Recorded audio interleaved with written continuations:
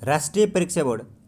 राष्ट्रिय परीक्षा बोर्ड प्रशासन सहायक प्रथम पत्रका लागि महत्त्वपूर्ण सामग्रीको साथमा उपस्थित भइसकेको छु। सर्वे सामग्रीको साथमा उपस्थित भइसकेको छु। सर्वे दृश्य। अब सुरुवात गरौँ। विद्यालय शिक्षाको प्रकार। आधारभूत तहको कक्षा 5 सम्म एकै प्रकारको शिक्षा प्रदान गरिन्छ भने कक्षा 6 बाट संस्कृत तर्फको पढाइ सुरु हुन्छ। माध्यमिक तहमा साधारण, संस्कृत र व्यावसायिक गरी 3 धारको शिक्षा सञ्चालन गरेको छ। शिक्षा ऐन 2028 को दफा 6 मा माध्यमिक शिक्षा देखाएका प्रकारका हुने व्यवस्था गरिएको छ। क साधारण शिक्षा, त्यसैगरी ख संस्कृत शिक्षा, त्यसैगरी ग मा रहेको छ प्राविधिक तथा व्यावसायिक शिक्षा। यी तीनै प्रकारको शिक्षाको संक्षिप्त चर्चा निम्न अनुसार गरिएको छ। क साधारण शिक्षा।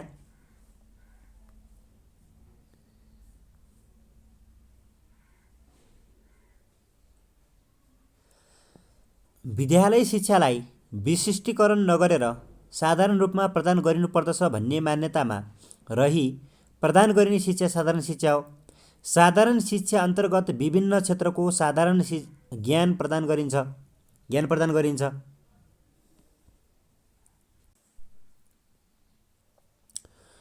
कमा साधारण शिक्षाको बारेमा विद्यालय शिक्षालाई विशिष्टीकरण नगरेर साधारण रूपमा प्रदान गरिनुपर्दछ भन्ने मान्यता रही प्रदान गरिने शिक्षा साधारण शिक्षा हो। साधारण शिक्षा अन्तर्गत विभिन्न क्षेत्रको साधारण ज्ञान प्रदान गरिन्छ।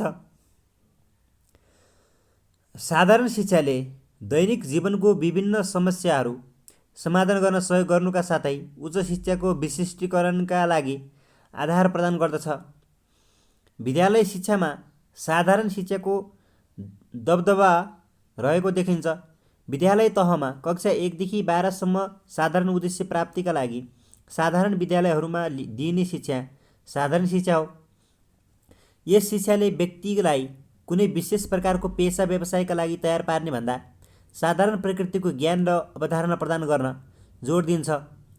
शिक्षा ऐन 2028 ले संस्कृत व्यावसायिक शिक्षा बाहेकको शिक्षालाई साधारण शिक्षाको रूपमा परिभाषित गरेको छ। सारमा साधारण शिक्षा भन्नाले निम्न प्रकारको शिक्षा भन्ने बुझिन्छ। दैनिक व्यवहारमा सञ्चालनका लागि उपयोगी शिक्षा, विशिष्ट खालको ज्ञान सिप आवश्यक नपर्ने शिक्षा, हरेक व्यक्तिलाई अपरिहार्य र अति आवश्यक शिक्षा, विशिष्टकृत शिक्षा प्राप्त गर्नका लागि आधार प्रदान गर्ने शिक्षा। ख संस्कृत शिक्षा। प्राचीन कालदेखि मध्यकालसम्म संस्कृत विषयको अध्यापन प्राय गुरुकुल पद्धतिको विद्यालयमा हुने गर्दथ्यो। विगतमा यस्ता विद्यालयहरू राजकीय संरक्षण, श्रद्धालुहरूका दान्तव्यहरू, छात्रहरू स्वयंले भिक्षाद्वारा आर्जन गर्ने आयद्वारा निःशुल्क रूपमा सञ्चालित हुने गर्दथे। संस्कृत शिक्षा पूर्वीय चिन्तन तथा ज्ञान विज्ञानको सम्भागका रूपमा रहेको छ। नेपालको आधुनिक शिक्षाको विकास हुनुपूर्व संस्कृत शिक्षाको दबदबा रहेको थियो। भाषा पाठशालाहरूले संस्कृत शिक्षामा जोड दिएको थियो। नेपाली भाषाको जननीका रूपमा रहेको संस्कृत भाषाको संरक्षण, विकास र प्रवर्धन गर्ने हेतुले विद्यालय तहदेखि संस्कृत विषयको पठन पाठन गरिँदै आएको छ। हाल वेद विद्याश्रममा संस्कृत शिक्षा प्रदान गरिँदै आएको छ। संस्कृत वाङ्मयको संरक्षण र प्रवर्धन गर्ने मूल उद्देश्य राखेर यस विषयको पठन पाठनमा जोड दिइएको छ। संस्कृत शिक्षा विद्यालय र गुरुकुलबाट प्रदान गरिन्छ। विद्यालय तहमा संस्कृत शिक्षा कक्षा 6 देखि नै सुरु हुन्छ भने गुरुकुलमा कक्षा 1 देखि नै संस्कृत पठन पाठन प्रारम्भ हुन्छ। राष्ट्रिय पाठ्यक्रम प्रारम्भ 2076 ले संस्कृत शिक्षा सम्बन्धी उल्लेख गरेका विषय ज्ञान विज्ञानका दृष्टिले संस्कृत वाङ्मय महत्त्वपूर्ण मानिन्छ। संस्कृत शिक्षालाई पूर्वीय दर्शनका आधारको रूपमा लिइन्छ। पूर्वीय दर्शनमा सम्बन्ध, ज्ञान, सिप, प्रवृत्ति, मानव आचरण, सामाजिक नियम, नैतिकता, मन र शरीरका विकास जस्ता पक्षहरू आज पनि उत्तिकै महत्त्वपूर्ण मानिन्छन्। पश्चिमी मुलुकहरूमा विश्वविद्यालयहरूमा पनि संस्कृत शिक्षाको पठन पाठन हुने गरेको र यस सम्बन्धमा अध्ययन अनुसन्धान भइरहेको अवस्थाले पनि संस्कृति शिक्षाको पठन पाठनको महत्त्व पुष्टि गरेको छ। बहुसङ्ख्यक नेपालीको धार्मिक, सांस्कृतिक र सामाजिक जीवनमा संस्कृति शिक्षाको गहिरो प्रभाव छ। जन्मदेखि मृत्युसम्म गरिने संस्कारहरूमा संस्कृति, भाषाहरू, ग्रन्थहरूको महत्त्वपूर्ण उत्तिकै छ। यो धार्मिक सहिष्णुता र आपसी सहयोग र सद्भावको माध्यम पनि बनेको छ। संस्कृतिको उपयुक्त सकारात्मक पक्ष भए तापनि यससँग सम्बन्धित निम्नलिखित समस्याहरू भने अझै विद्यमान छन्। पूर्वीय वाङ्मय सम्बन्ध महत्त्वपूर्ण पक्षहरू विद्यालय शिक्षामा समावेश हुन नसक्नु, संस्कृत शिक्षाको विविधता अनुरूप विकासात्मक कार्यक्रमहरू निर्माण भई कार्यान्वयनमा नआउनु हो। संस्कृत शिक्षा शिक्षण प्रभावकारी हुन नसक्नु, बहुसङ्ख्यक जनता संस्कृत शिक्षाको महत्त्वप्रति परिचित हुन नसक्नु, उच्च शिक्षा र विद्यालय शिक्षाको समन्वय हुन नसक्नु, शैक्षिक सामग्रीको पर्याप्त अवस्था हुन नसक्नु, शिक्षक तालिमको उचित प्रबन्धन हुन नसक्नु जस्ता कुराहरू छन्। संस्कृत शिक्षालाई व्यावहारिक एवं सर्वसुलभ बनाउन नसक्नु पनि एउटा चुनौतीको रूपमा रहेको छ। त्यसैगरी शिक्षाको सबै धारमा संस्कृति शिक्षासँग आबद्ध जीवनोपयोगी ज्ञान तथा सिपको व्यवहारमूलक समायोजन हुन नसक्नु, उपयुक्त समस्याहरूलाई सम्बोधन गर्ने गरी पाठ्यक्रम प्रारूप विकास गर्ने कार्य विद्यालय शिक्षा विकासको पक्षबाट थप चुनौतीपूर्ण बन्न पुगेको छ। ग. प्राविधिक तथा व्यावसायिक शिक्षा।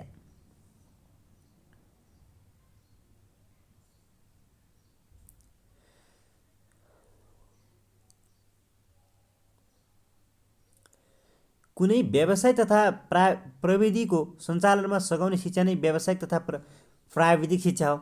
यस प्रकारको शिक्षाले श्रम, सिप, पेसा, व्यवसायलाई सम्मान गर्ने भएकाले रोजगारीको सुनिश्चित गराउँछ। शहरमा प्राविधिक तथा व्यावसायिक शिक्षा भन्नाले निम्न प्रकारको शिक्षा भन्ने बुझिन्छ: विशिष्ट ज्ञान, सिप र अनुभव दिलाउने शिक्षा, महँगो शिक्षा, प्रयोगात्मक शिक्षा, मुलुकको विकास र उन्नतिका लागि अपरिहार्य शिक्षा, रोजगारी र स्वरोजगारीका लागि अति उत्तम शिक्षा। नेपालमा व्यावसायिक तथा प्राविधिक शिक्षाको इतिहास हेर्दा सर्वप्रथम विक्रम सम्वत 1985 कृषि स्कुलको स्थापना भएको पाइन्छ। विक्रम सम्वत 1999 प्राविधिक तालिम शिक्षालय हालको पुलचोक इन्जिनियरिङ क्याम्पसको स्थापना भएको देखिन्छ, जो नेपालको पहिलो प्राविधिक कलेज मानिन्छ। विद्यालय तहमा व्यावसायिक शिक्षाको समायोजन गर्ने परिपाटीको थालनी विक्रम सम्वत 2004 सालमा खोलिएका आधार स्कुलबाट भएको मान्न सकिन्छ, जसमा विद्यार्थीहरूलाई स्वावलम्बी बनाउन साधारण विषयको अलावा कृषि, कटाई, बुनाई तथा हस्तकला जस्ता व्यावसायिक विषयहरू समावेश गरिएका थिए। शिक्षा आयोगको प्रतिवेदन 2009 अनुरूप बहुउद्देश्यीय विद्यालयहरूद्वारा आधार स्कुल स्थापना गरी व्यावसायिक तालिम सञ्चालन गरिएको थियो। विक्रम सम्वत 2019 सालमा बालाजुमा स्थापित मेकानिकल प्रशिक्षण केन्द्र र बुटोलको टेक्निकल इन्स्टिच्युटबाट व्यावसायिक तालिम व्यवस्थित रूपमा दिन सुरु भएको थियो। नयाँ शिक्षा पद्धतिको योजना 2028 स्थापना हुँदासम्म 29वटा बहुउद्देश्यीय विद्यालयहरू सञ्चालनमा रहेका थिए। यस योजनाको कार्यान्वयनपछि बहुउद्देश्यीय विद्यालयहरू व्यावसायिक विद्यालयका रूपान्तरणमा भए।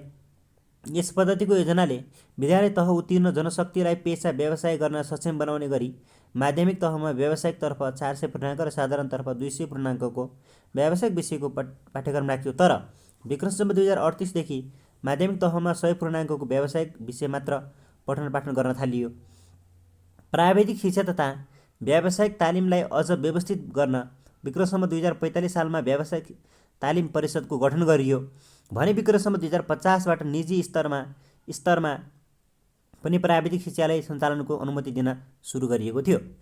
विद्यालय तहको शिक्षामा विक्रम सम्वत 2069मा आएर प्राविधिक तथा व्यावसायिक धारको पठन पाठन सुरु गरिएको छ। सुरुमै नेपालभरिका 100वटा विद्यालयमा प्राविधिक तथा व्यावसायिक धारको पठन पाठन सुरु गर्ने कार्यक्रम रहेकोमा 99वटा विद्यालयमा मात्र यो कार्यक्रम सुरु भएको थियो। त्यसैगरी घमा छ खुला तथा वैकल्पिक शिक्षा। खुला तथा वैकल्पिक शिक्षा भन्नाले विद्यालयको सञ्चालन अवधि समय अवधि पाठ्यक्रम शिक्षण सिकाइ प्रक्रिया मूल्याङ्कन प्रक्रिया र विद्यालय सञ्चालन पद्धतिमा लचकता कायम गरिएको शिक्षा भन्ने बुझिन्छ। विद्यालय शिक्षाको पहुँच विस्तार गर्न विद्यालय शिक्षाको संरचनामा खुला तथा वैकल्पिक शिक्षाको पनि स्थान दिइएको हुन्छ। हाल प्राथमिक तहसम्मको शिक्षामा धार्मिक शिक्षा, औपचारिक प्राथमिक शिक्षा र प्राथमिक शिक्षा विस्तार कक्षा जस्ता वैकल्पिक शिक्षाका कार्यक्रम कार्यान्वयन रहेका छन् भने कक्षा 6 देखि माथिका कक्षाको हकमा धार्मिक शिक्षाका साथै खुला विद्यालयको सञ्चालन गरिएको छ। हाल 84 वटा माध्यमिक तहका र 37 वटा कक्षा 6 देखि 8 भएका खुला विद्यालयहरू सञ्चालनमा रहेका छन्। धार्मिक शिक्षा अन्तर्गत गुरुकुल, गोन्पा, मदरसा शिक्षा कार्यान्वयनमा रहेका छन्। राष्ट्रिय पाठ्यक्रम प्रारूप 2076 मा खुला सिकाइ तथा वैकल्पिक शिक्षा सम्बन्धमा निम्नअनुसार व्यवस्था गरिएको छ। अनौपचारिक रूपबाट शिक्षा हासिल गरेका तर प्रमाणीकरण हुन नसकेका र औपचारिक विद्यालय शिक्षामा समावेश हुन इच्छुक व्यक्तिलाई उनीहरूको शैक्षिक अवस्थाको प्रमाणीकरण गरी निर्दिष्ट औपचारिक शिक्षाभित्रको कक्षामा प्रवेश गर्न पाउने अवसर खुल्ला गरिनेछ। विविध कारणबाट शैक्षिक अवसर प्राप्त गर्न नसकेका विद्यालय उमेर समूहका बालबालिकाहरूलाई खुला शिक्षाको व्यवस्था गरी औपचारिक शिक्षा सरहकै विद्यालय शिक्षा लिन पाउने संस्थागत विकास गरी कार्यक्रमलाई योजनाबद्ध ढङ्गबाट सञ्चालन गरिनेछ। खुला शिक्षाको पाठ्यक्रम तथा पाठ्य सामग्रीको विकास पाठ्यक्रम विकास केन्द्रबाट हुनेछ। यसको स्वीकृति राष्ट्रिय पाठ्यक्रम विकास तथा मूल्याङ्कन परिषदबाट हुनेछ। खुला तथा पद्धति अनुसार सिकाइ गर्ने विद्यार्थीहरूले साधारण शिक्षाका तोकिएका तह र कक्षाका औपचारिक परीक्षामा सहभागी हुनुपर्ने छ।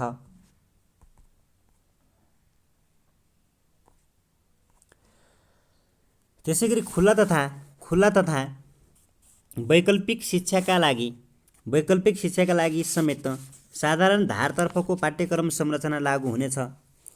यस्तो शिक्षा सञ्चालनका लागि विषयगत पाठ्यक्रमलाई निर्दिष्ट उद्देश्य तथा सिकाइ उपलब्धि हासिल हुने गरी विद्यार्थीको उमेर र पूर्व अनुभव समेटी लचिलो फ्लेक्सिबल बनाउन सकिनेछ। यसरी समायोजित पाठ्यक्रम अन्तर्गत अध्ययन गर्ने विद्यार्थीहरूले मूल पाठ्यक्रमका लागि निर्धारित परीक्षा पद्धति अनुसार नै परीक्षामा सहभागी हुनुपर्नेछ र सोही व्यवस्था अनुसार नै प्रमाणीकरण गरिनेछ। त्यसैगरी सूचना तथा सञ्चार प्रविधिको प्रयोग मार्फत सो सिकाइ सामग्रीहरू विकास गरी खुला तथा दूर सिकाइ व्यवस्थित गरिनेछ। परम्परागत शैक्षिक पद्धति गुरुकुल, गुम्बा, मदरसा, मुन्धुम आदिलाई शिक्षाको मूल प्रवाहमा ल्याई वैकल्पिक शिक्षालाई थप व्यवस्थित गरिनेछ। खुला तथा वैकल्पिक शिक्षा पद्धतिबाट तह पुरा गरेका विद्यार्थीहरूलाई साधारण शिक्षाको समान तह सरह मान्यता प्रदान हुने नीति अवलम्बन गरी एक धारबाट अर्को धारमा जाने स्वतन्त्रता प्रदान गरिनेछ। खुला तथा वैकल्पिक शिक्षा अन्तर्गत आधारभूत तह तथा माध्यमिक तह कक्षा 10, 11 र 12 को अन्त्यमा लिइने परीक्षाका लागि साधारण तहकै परीक्षामा सहभागी हुने व्यवस्था गरिनेछ। विद्यालय शिक्षा सम्बन्ध पाठ्यक्रम र पाठ्य सामग्री प्रारम्भिक बाल विकास तथा शिक्षा अनौपचारिक खुला तथा वैकल्पिक शिक्षा विकास तथा स्वीकृतिमा एकद्वार पद्धति अपनाई पाठ्यक्रम विकास केन्द्रबाट विभिन्न निकायहरूसँग समन्वय हुनेछ। औपचारिक शिक्षामा प्रवेश गर्न चाहने विद्यार्थीलाई उपयुक्त मूल्याङ्कन प्रक्रियाबाट राष्ट्रिय शिक्षाको मूल धारमा ल्याउन राष्ट्रिय योग्यता प्रारूपले व्यवस्था गरे अनुसार योग्यता परीक्षण गरिनेछ। विद्यालय तहको शैक्षिक उद्देश्य प्राप्तिका लागि सञ्चालन हुने अनौपचारिक र खुला तथा वैकल्पिक शिक्षाका लागि विषयगत पाठ्यक्रमले निर्दिष्ट गरेका सक्षमता तथा सिकाइ उपलब्धि हासिल हुने गरी समकक्षी पाठ्यक्रम संरचना लागू गर्न सकिनेछ। यस प्रकारको शिक्षा प्रदान गर्नका लागि लचिलो सिकाइ सहजीकरण प्रक्रिया अवलम्बन गरिनेछ। खुला सिकाइ तथा वैकल्पिक शिक्षा पद्धति मार्फत सञ्चालन हुने विद्यालय शिक्षाको कार्यक्रमको सिकाइ सहजीकरण क्रियाकलाप सञ्चालन गर्दा सम्पर्क कक्षा तथा आधुनिक सञ्चार प्रविधिका साधनहरूको प्रयोग गरिनेछ। यसका साथै रेडियो, टेलिभिजन तथा केबल लाइनहरूसँग सहकार्य गर्ने गरी कार्यक्रम सञ्चालन गर्न सकिनेछ। त्यसैगरी विद्यार्थीहरूलाई नियमित विद्यालयबाट खुला विद्यालय र खुला विद्यालयबाट नियमित विद्यालयमा प्रवेश गर्ने अवसर प्रदान गरिनेछ। खुला सिकाइ तथा वैकल्पिक शिक्षा क्षेत्रमा कार्यरत सबै खालका जनशक्ति, प्राविधिक शिक्षक, प्रशिक्षक, व्यवस्थापक तथा नीति निर्मातामा आवश्यक ज्ञान तथा सिपको विकास गरी कार्यक्रमहरूलाई प्रभावकारी रूपमा सञ्चालन गर्न सक्ने बनाउन तालिम तथा अध्ययनको व्यवस्था गरिनेछ।